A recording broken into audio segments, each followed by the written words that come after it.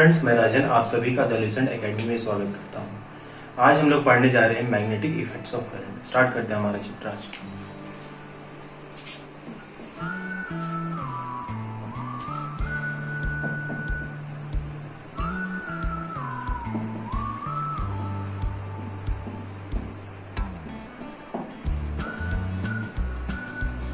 दोस्तों, हम लोग इस टॉपिक में कुछ सिंपल कॉन्सेप्ट्स देखेंगे। जैसे पहला हम लोग पढ़ेंगे फील्ड लाइंस के बारे में, मैग्नेटिक फील्ड लाइंस। नेक्स्ट हम लोग पढ़ेंगे properties of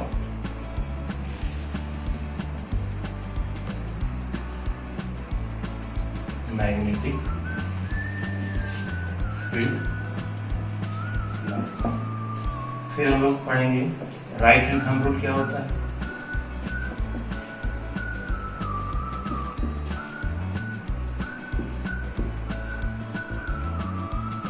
Fleming's left hand rule.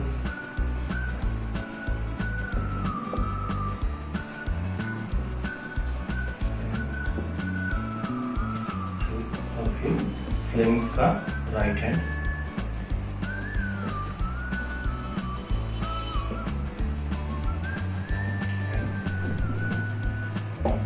One by one हम लोग डील करते जाएंगे टॉपिक को, और कुछ उसमें जो इंपॉर्टेंट पॉइंट्स रहता है उसको हम लोग नोट डाउन करते जाएंगे। स्टार्ट करते हैं हम लोग मैग्नेटिक फील्ड लाइन से। दोस्तों, यदि ये मैग्नेट है, इसमें एक नॉर्थ पोल एक साउथ पोल होगा, ठीक है। यदि एक नॉर्थ पोल एक साउथ पोल होगा तो उसकी जो स्पेस सराउंडिंग होगा, इसके जो चारों ओर होगा, क्या होगा, मैग्नेटिक फील्ड जनरेट होगा। तो जो मैग्नेटिक फील्ड जनरेट होगा उसको हम रिप्रेजेंट करते हैं मैग्नेटिक फील्ड लाइन से। तो मैग्नेटिक फील्ड लाइंस होता क्या है? Magnetic field lines are imaginary lines which are used to represent magnetic field. क्या लिखते हैं? Magnetic field lines are imaginary lines which are used to represent magnetic field strength. यदि एक मैग्नेट है, ये क्या है, मेरा मैग्नेट है, ये मेरा नॉर्थ पोल, ये मेरा साउथ पोल, ठीक है। तो पोल्स ऑफ मैग्नेट का कुछ प्रॉपर्टी होता है। Like poles repel each other and unlike poles attract each other. Like poles repel each other, और दूसरा unlike poles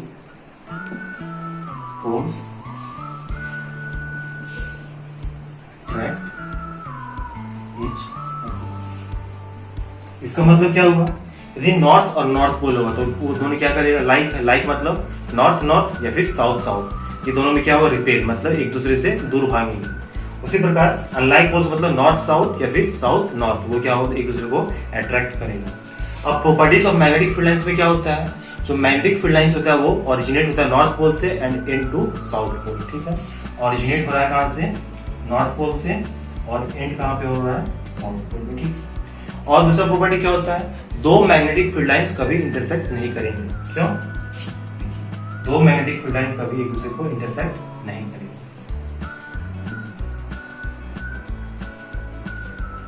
और थर्ड प्रॉपर्टी क्या होता है? जो पोल्स के नियर में क्या होगा? मैग्नेटिक फील्ड लाइंस क्या होगा? क्राउडेड होगा। पोल्स के नियर क्या होगा? क्राउडेड मतलब जो एक और दूसरे, पहला मैग्नेटिक और दूसरा मैग्नेटिक फील्ड लाइंस है, वो दोनों के स्पेसिंग, वो दोनों के बीच में जो स्पेसिंग होगा वो क्या होगा? मेरा बहुत क्लोज होगा। और जैसे जैसे हम पोल के दूर जाएंगे वो तो मैग्नेटिक फील्ड का जो ये मैग्नेटिक फील्ड लाइंस का स्पेसिंग होगा वो मेरा दूर होता जाएगा।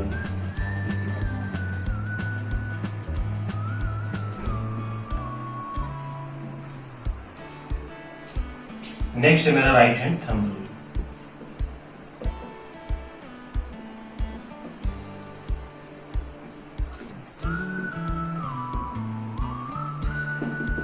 राइट हैंड थंब रूल क्या बोलता है? यदि एक करंट कैरिंग कंडक्टर है, क्या है? एक करंट कैरिंग कंडक्टर है, और वो किसमें प्लेस्ड है, मैग्नेटिक फील्ड में। यदि ये करंट कंडक्टर है, उसमें कुछ करंट पास हो रहा है, ठीक है। तो जो यदि हम राइट हैंड थंब रूल में कौन सा हैंड लेंगे हम, राइट हैंड, उसमें यदि मेरा जो थंब पॉइंट करेगा वो डायरेक्शन ऑफ इलेक्ट्रिक करंट, जो तो ये मेरा फिंगर कर्लिंग ऑफ फिंगर होगा वो मेरे क्या पॉइंट करेगा, direction of magnetic field.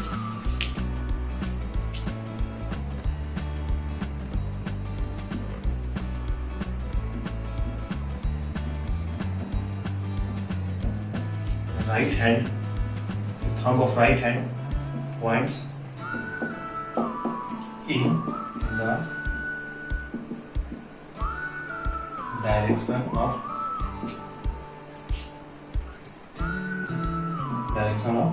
current.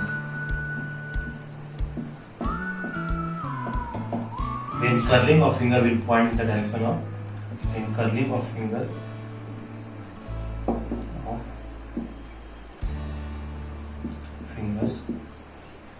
will give the direction of magnetic field. यदि एक एग्जांपल के केस में यदि मेरा करंट जो है वो किस डायरेक्शन में है, अपवर्ड, तो जो मेरा फिंगर का कर्लिंग होगा किस डायरेक्शन में होगा, इस डायरेक्शन में। मतलब ये जो मेरा डायरेक्शन ऑफ क्या होगा, मैग्नेटिक फील्ड। ये मेरा क्या है, करंट, ये जो फिंगर कर्लिंग ऑफ फिंगर होगा वो डायरेक्शन ऑफ मैग्नेटिक फील्ड।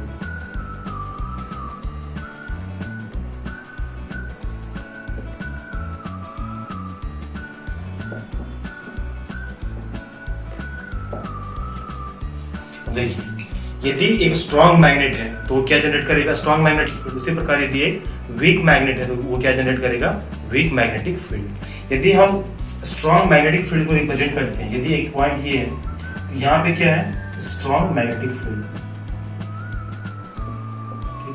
क्योंकि जो स्पेसिंग है between two magnetic field lines are very close.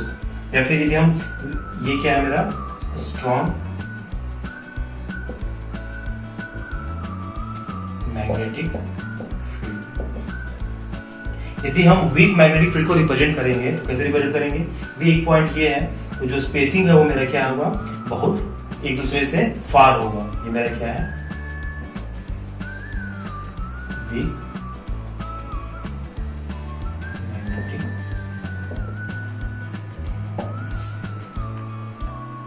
दोस्तों नेक्स्ट हम लोग पढ़ेंगे फ्लेमिंग्स का लेफ्ट हैंड रूल क्या कहता है और फ्लेमिंग्स का राइट हैंड रूल क्या कहता है। फ्लेमिंग्स लेफ्ट हैंड रूल ये बताता है, यदि हम अपना लेफ्ट हैंड का 3 फिंगर को इस प्रकार ये अरेंज करेंगे कि तीनों एक दूसरे के mutually perpendicular to each other. Mutually perpendicular करने का मतलब है कि एक दूसरे का जो होगा वो आपस में 90 डिग्री का एंगल बनेगा। और यदि ये जो मेरा 4 फिंगर है वो क्या पॉइंट करेगा, डायरेक्शन ऑफ मैग्नेटिक फील्ड। ये मेरा सेंट्रल फिंगर है वो क्या पॉइंट करेगा, डायरेक्शन ऑफ करंट। तो जो थंब मेरा पॉइंट करेगा वो डायरेक्शन ऑफ मैग्नेटिक, जो थंब पॉइंट करेगा वो डायरेक्शन ऑफ फोर्स होगा। लिखते हैं हम लोग Fleming's left hand rule.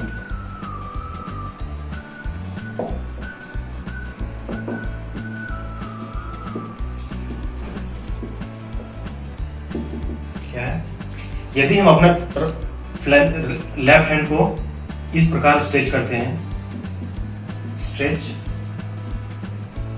Your left hand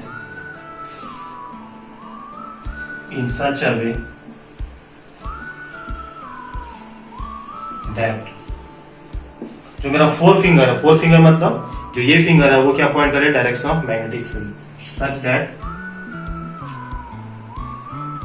4 finger will point in the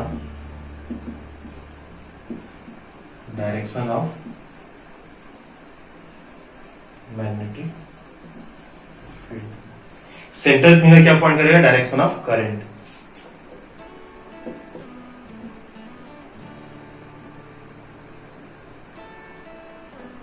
centre finger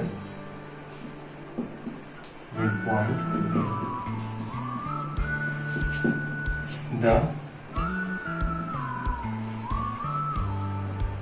direction of current। Thumb मेरा जो होगा वो क्या, तो थंब पॉइंट करेगा direction of force. thumb will point the direction of force. The direction of force. यदि हम लोग इसका फिगर ड्रॉ करते हैं तो किस प्रकार का होगा, क्या बोले हम, ये मेरा है वो डायरेक्शन ऑफ मैग्नेटिक फील्ड, ये मेरा क्या है डायरेक्शन ऑफ करंट। तो ये जो थंब है वो क्या पॉइंट करेगा, डायरेक्शन ऑफ फोर्स। तो ये क्या है, direction of magnetic field. Magnetic field को रिप्रेजेंट करते हैं क्या, जिससे बी से। ये मेरा क्या, डायरेक्शन ऑफ करंट, ये क्या है डायरेक्शन ऑफ करंट। और ये जो मेरा थंब होगा वो क्या पॉइंट करेगा, डायरेक्शन ऑफ फोर्स। ये क्या है मेरा, बी मेरा क्या है, 4 फिंगर। और आई किस कौन फिंगर पॉइंट करता है, सेंटर फिंगर।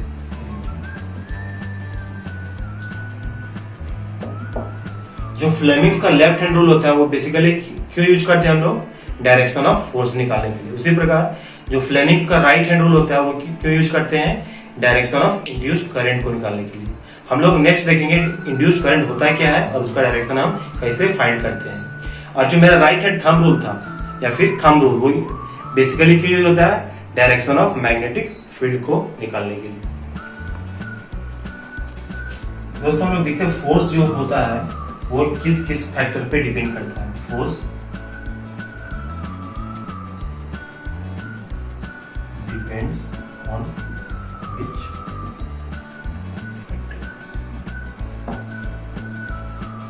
फोर्स कब एक्सपीरियंस होगा, यदि एक ये करंट कैरिंग कंडक्टर है वो प्लेस्ड है mutually perpendicular to each other. किसके म्यूचुअली परपेंडिकुलर, मैग्नेटिक फील्ड और करंट के म्यूचुअली परपेंडिकुलर है, ठीक है। तो क्या होगा, वो जो करंट कैरिंग कंडक्टर है वो फोर्स को एक्सपीरियंस करेगा। हम देखते हैं जो फोर्स का एक्सपीरियंस करेगा उसका एक्सप्रेशन क्या होगा। जो फोर्स एक्सपीरियंस करेगा, ठीक है, वो क्या होगा, जितना ज्यादा मैग्नेटिक फील्ड होगा उतना ज्यादा मेरा फोर्स होगा। उसी प्रकार जितना ज्यादा हम ज्यादा करंट पास करवाएंगे उतना जो मेरा फोर्स का जो होगा मैग्नीट्यूड वो उतना ज्यादा होगा। तो लिखते हैं क्या चीज, F is directly proportional to B। जितना ज्यादा मेरा B होगा उतना ज्यादा मेरा फोर्स होगा। उसी तरह F directly proportional to I। जो I मेरा क्या है, करंट का मैग्नीट्यूड यदि हम बढ़ाएंगे तो मेरा फोर्स भी क्या होगा, बढ़ेगा। और एक होता है directly proportional to length of the conductor. यदि हम तीनों कंबाइन करेंगे तो क्या होगा, F is equal to BIL। और यदि B और I के बीच में कुछ एंगल हो, यहाँ पे हम जनरल केस में क्या लिए,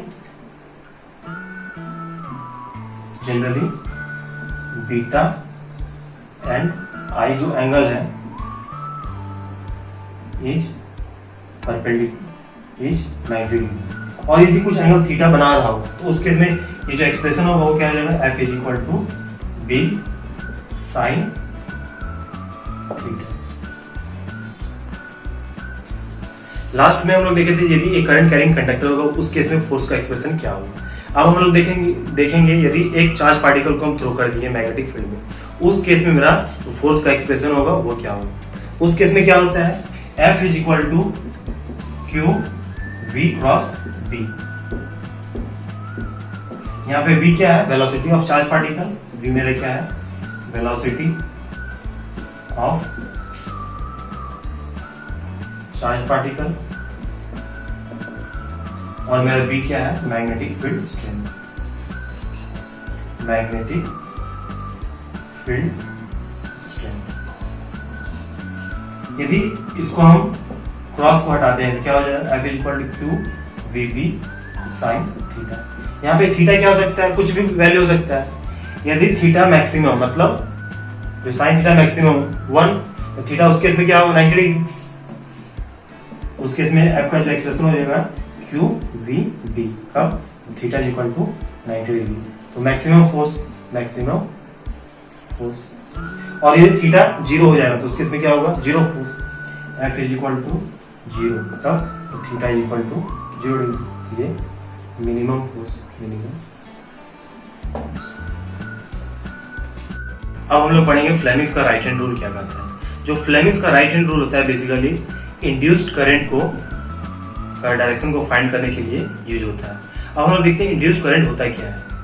इंड्यूस्ड करंट वो करंट होता है जो डायरेक्ट बैटरी के थ्रू नहीं जनरेट होता है या फिर डायरेक्ट बैटरी के थ्रू नहीं प्रोड्यूस हुआ है। इंड्यूस्ड करंट वो करंट है, यदि हम इंड्यूस्ड करंट को इस प्रकार समझते हैं, यदि हम एक कॉइल है, ठीक है, उसके पास में हम मैग्नेट को क्या किए, आस पास उसके दूर ले गए या फिर हम उसको पास किए, तो क्या होगा, वो मेरा वो उसमें कुछ करंट जनरेट होगा, करंट जनरेट होगा या फिर उसको हम बोलेंगे क्या, इंड्यूस्ड करंट। वही करंट का डायरेक्शन को फाइंड करने के लिए फ्लेमिंग्स का राइट हैंड थंब रूल को यूज करते हैं।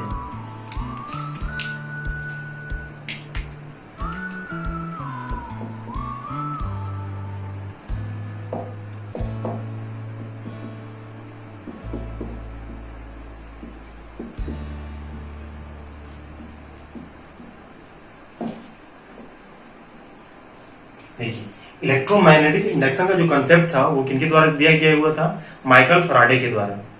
तो फ्लेमिंग्स का जो राइट हैंड थंब रूल होता है वो बेसिकली क्यों यूज होता है, basically is used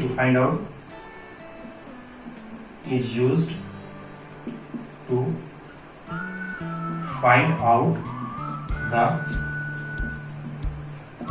direction of induced current.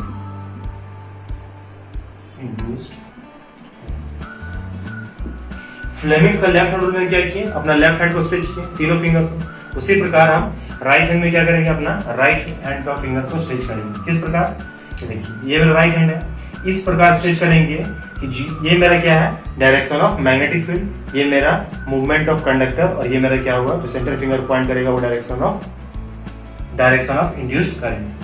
देखिए ये हुआ एक अपवर्ड, एक मेरा, और ये मेरा क्या है, थंब, और ये फिंगर है, ये फिंगर, फोर्थ फिंगर, और ये मेरा क्या है, ये थंब, ये फोर्थ फिंगर, ये मेरा मिडिल फिंगर।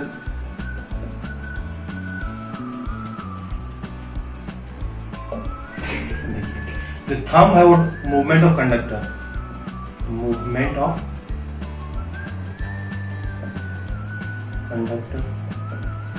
जो फोर फिंगर है वो ये डायरेक्शन ऑफ मैग्नेटिक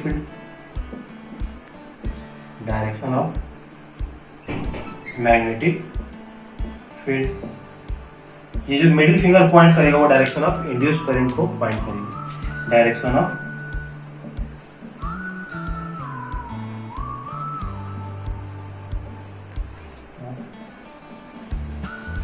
इंड्यूस्ड। यदि डायरेक्शन ऑफ इंड्यूस्ड करंट का मिडिल फिंगर पॉइंट करेगा, तो जो हम डायरेक्शन ऑफ इंड्यूस्ड करंट है उसको हम एक डिवाइस से मेजर करते हैं। कौन सा डिवाइस यूज होता है, गैल्वेनोमीटर। गैल्वेनोमीटर क्या होता है, galvanometer is a device, is an instrument which is used to detect the presence of current. उसके बारे में हम कुछ लिखते हैं। गैल्वेनोमीटर क्या होता है, galvanometer is an instrument, it is an instrument which is used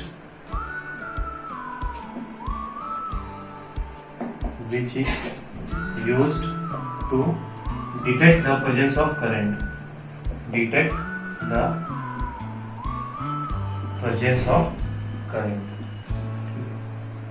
क्यों होता है, detect the presence of current. यदि एक, ये मेरा क्या है, स्केल है, ठीक है, ये मेरा स्केल है, तो यदि कोई करंट फ्लो नहीं करेगा सर्किट में, तो जो गैल्वेनोमीटर को जो नीडल है वो जीरो पे पॉइंट करेगा, ठीक है। यदि मेरा करंट इस डायरेक्शन में फ्लो कर रहा है, तो जो ये नीडल है वो पॉइंट करेगा इस डायरेक्शन में। उसी प्रकार यदि मेरा जो करंट है वो इस डायरेक्शन में फ्लो करेगा, तो मेरा जो नीडल पॉइंट करेगा वो इस डायरेक्शन में। यहाँ पे देखेंगे, it will deflect in the direction of current,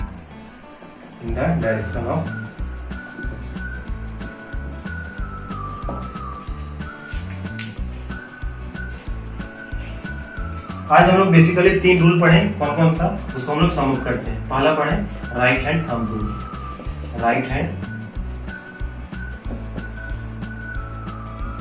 thumb rule ये क्यों यूज होता है, डायरेक्शन ऑफ मैग्नेटिक फील्ड को फाइंड करने के लिए। find out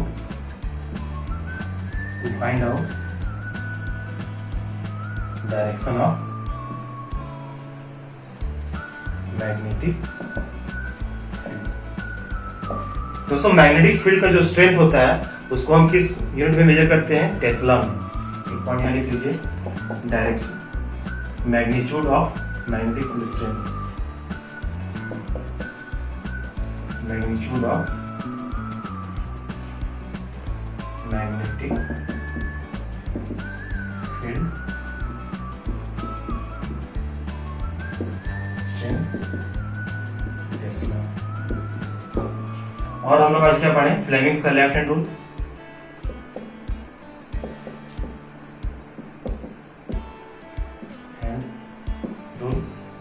ये क्यों यूज करते हैं हम लोग? डायरेक्शन ऑफ फोर्स को फाइंड करने के लिए। डायरेक्शन ऑफ, लास्ट हम लोग पढ़े फ्लेमिंग्स का right hand rule. Fleming's right, ये क्यों यूज होता है? डायरेक्शन ऑफ इंड्यूस्ड करंट को फाइंड आउट करने के लिए।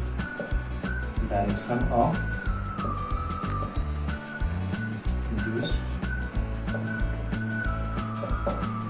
दोस्तों नेक्स्ट लेक्चर में हम लोग देखेंगे इसी से आगे कुछ और पॉइंट्स, और इसी के साथ आज का सेशन हम समाप्त करते हैं। Bye bye, take care.